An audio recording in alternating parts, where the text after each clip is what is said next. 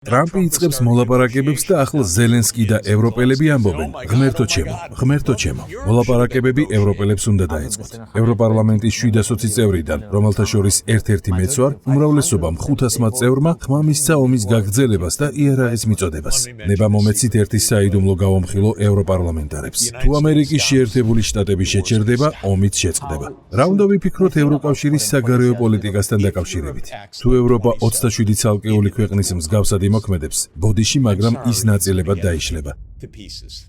როგორ აპირებს ის რუსეთთან გამკლავებას, როგორ აპირებს ის ჩინეთთან გამკლავებას და როგორ აპირებს ის შეერთებულ შტატებთან გამკლავებას, თუ პირდაპირ ვიტყვი.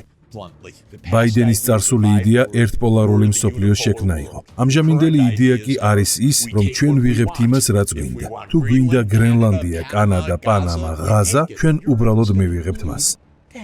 ევროპას სჭირდება დიპლომატია, არა მოჩვენებითი დიპლომატია. შემიძლია ამას ზრდასრული დიპლომატია უწოდო, არა ბავშვური დიპლომატია, არა პროპაგანდაზე დაფუძნებული დიპლომატია, არა სლოგანებზე დამყარებული დიპლომატია, არა რუსოფობიური დიპლომატია, არა ჩინოფობიური დიპლომატია, არამედ რეალური დიპლომატია. ნატო 1991 წელს უნდა დაშლილიყო, როცა ვარშავის პაქტი დაიშალა და საბჭოთა კავშირი დასრულდა.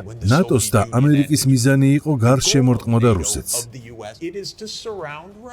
თუ შავ ზღვას შეხედავთ, დაინახავთ უკრაინას, რომინეთს, ბულგარეთს, თურქეთს და საქართველოს. რუსეთის სრული ალყა. შეერთებული შტატებისთვის ეს თამაში იყო. რუსეთისთვის კი ძირითადი ეროვნული უსაფრთხოების საკითხია. როგორ ფიქრობთ, ვინ მოიგებს? გამოიწერე და გაიგე ამბები ლიბერალური ცენზურის გარეშე.